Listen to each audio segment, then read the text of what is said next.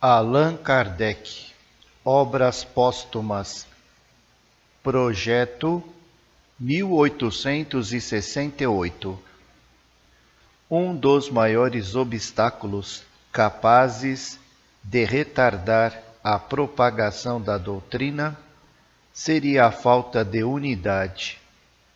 O único meio de evitá-la, senão quanto ao presente, pelo menos quanto ao futuro, é formulá-la em todas as suas partes e até nos mais mínimos detalhes, com tanta precisão e clareza, que impossível se torne qualquer interpretação divergente. Se a doutrina do Cristo deu lugar a tantas controvérsias, se ainda agora tão mal compreendida se acha e tão diversamente praticada, é isso devido a que o Cristo se limitou a um ensinamento oral e a que seus próprios apóstolos apenas transmitiram princípios gerais que cada um interpretou de acordo com suas ideias ou interesses. Se ele houvesse formulado a organização da Igreja cristã com a precisão de uma lei ou de um regulamento, é incontestável que houvera evitado a maior parte dos cismas e das querelas religiosas, assim como a exploração que foi feita da religião em proveito das ambições pessoais. Resultou que, se o cristianismo constituiu, para alguns homens esclarecidos, uma causa de séria reforma moral, não foi, e ainda não é, para muitos, senão objeto de uma crença cega e fanática, resultado que, em grande número de criaturas, gerou a dúvida e a incredulidade absoluta. Somente o Espiritismo, bem entendido e bem compreendido, pode remediar esse estado de coisas e tornar-se, conforme disseram os Espíritos, a grande alavanca da transformação da humanidade. A experiência deve esclarecer-nos sobre o caminho a seguir, mostrando-nos os inconvenientes do passado. Ela nos diz claramente que o único meio de serem evitados no futuro consiste em assentar o Espiritismo sobre as bases sólidas de uma doutrina positiva que nada deixe ao arbítrio das interpretações. As dissidências que possam surgir se fundirão por si mesmas na unidade principal, que se estabeleceria sobre as bases mais racionais, desde que essas bases sejam claras e não vagamente definidas. Também ressalta dessas considerações que essa marcha, dirigida com prudência, representa o mais poderoso meio de luta contra os antagonistas da doutrina espírita. Todos os sofismas quebrar-se-ão de encontro a princípios aos quais a sã razão nada acharia para opor. Dois elementos hão de concorrer para o progresso do Espiritismo: o estabelecimento teórico da doutrina e os meios de a popularizar. O desenvolvimento cada dia maior que ela toma multiplica as nossas relações, que somente tendem a ampliar-se, pelo impulso que lhe darão a nova edição de O Livro dos Espíritos e a publicidade que se fará a esse propósito. Para utilizarmos de maneira proveitosa essas relações, se, depois de constituída a teoria, eu tivesse de concorrer para sua instalação, necessário seria que, além da publicação de minhas obras, dispusesse de meios para exercer uma ação mais direta.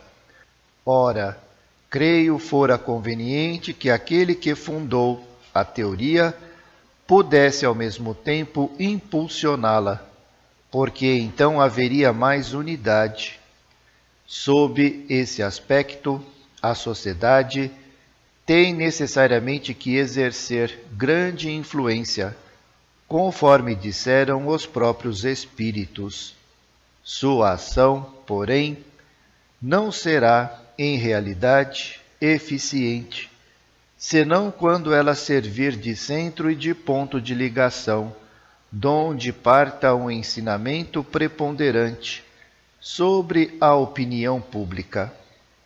Para isso, faz-se mister uma organização mais forte e elementos que ela não possui. No século em que estamos, e tendo-se em vista o estado dos nossos costumes, os recursos financeiros são o grande motor de todas as coisas, quando empregados com discernimento. Na hipótese de que esses recursos, de um modo ou doutro, me viessem às mãos, eis o plano que eu seguiria e cuja execução seria proporcional à importância dos meios e subordinada aos conselhos dos espíritos. Estabelecimento central. O mais urgente seria prover à sociedade de um local convenientemente situado e disposto para as reuniões e recepções, sem lhe dar um luxo desnecessário e, ao demais, sem cabimento.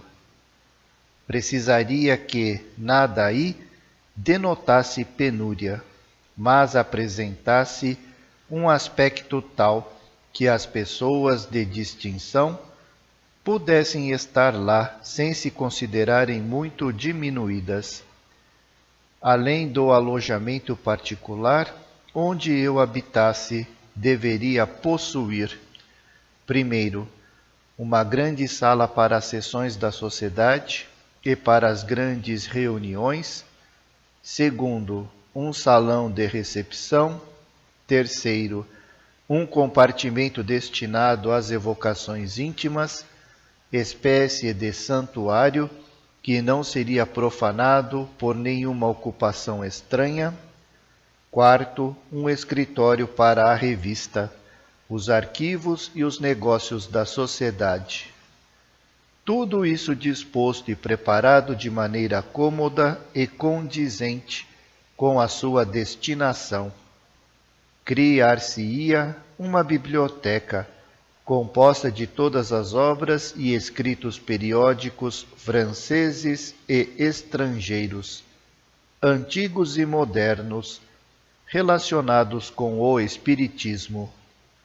O salão de recepção estaria aberto todos os dias e a certas horas para os membros da sociedade, que aí poderiam conferenciar livremente, ler os jornais e consultar os arquivos e a biblioteca. Os adeptos estrangeiros, de passagem por Paris, seriam aí recebidos, desde que fossem apresentados por um sócio. Estabelecer-se-ia correspondência regular com os diferentes centros da França e do estrangeiro.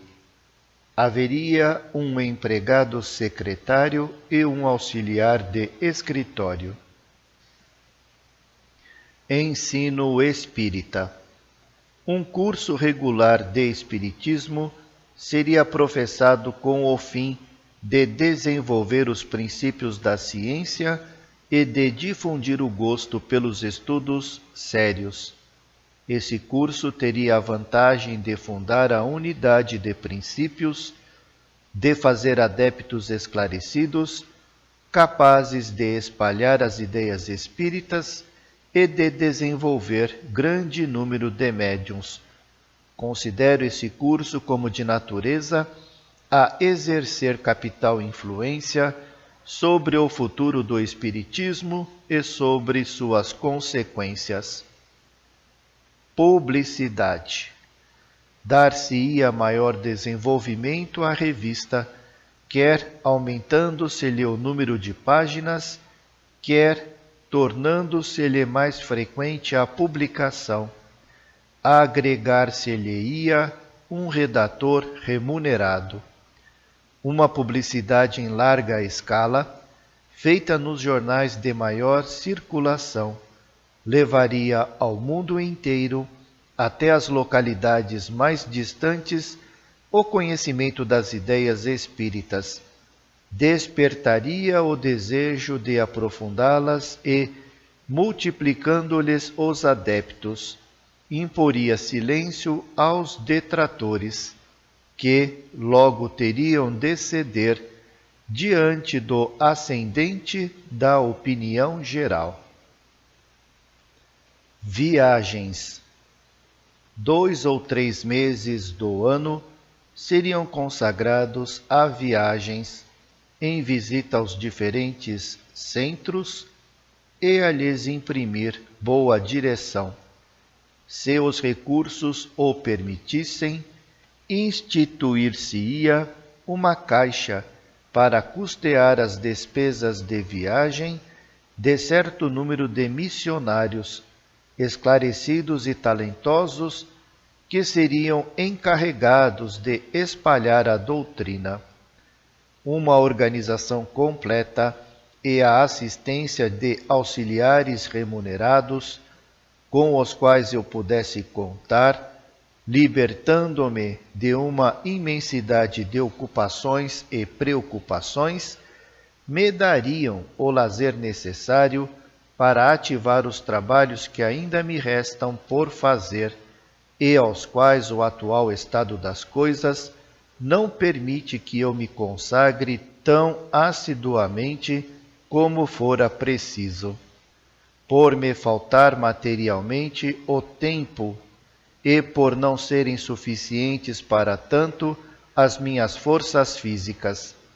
Se, porventura, me estivesse reservado realizar este projeto, em cuja execução eu teria de me haver com a mesma prudência de que usei no passado, indubitavelmente alguns anos bastariam para fazer que a doutrina avançasse de alguns séculos. A Constituição do Espiritismo, Allan Kardec a inseriu na revista de dezembro de 1868, mas sem os comentários que lhe acrescentou antes de morrer, e que reproduzimos textualmente. A morte corpórea o deteve, quando se preparava para formular os princípios fundamentais da doutrina espírita, reconhecidos como verdades definitivas, o que os nossos leitores certamente lamentarão, como nós, porquanto esses princípios teriam completado aquela Constituição por meio de apreciações lógicas e judiciosas. É o último manuscrito do mestre e nós o lemos com profundo respeito.